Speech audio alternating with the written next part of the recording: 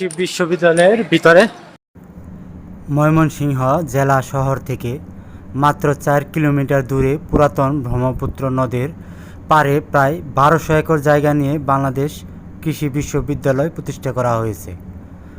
1961 সালে কার্যক্রম শুরু হওয়া বাংলাদেশ কৃষি বিশ্ববিদ্যালয়ে রয়েছে প্রশাসনিক ভবন, কেন্দ্রীয় গ্রন্থাগার, বিভিন্ন অনুষদীয় ভবন, ছাত্র শিক্ষক কেন্দ্র, মিলনায়তন, botanical garden, horticulture field, stadium, gymnasium, GTI ভবন, স্বাস্থ্যকেন্দ্র, 13টি আবাসিক হল এবং ডক্টর ওয়াজেদ মিয়া ডরমেটারি।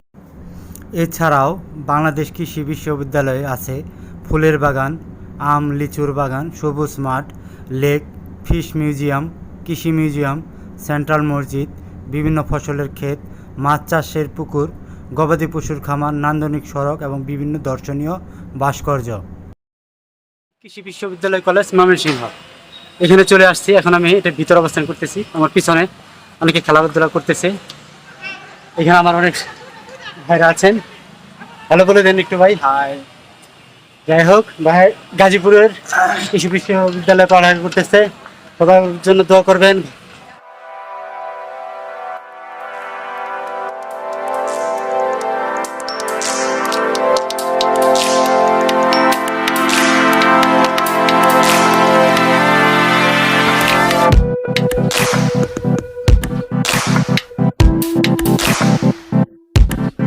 বিদ্যালয়ের ভিতরে দেখতে পাচ্ছেন শহীদ মিনার, খুব সুন্দর।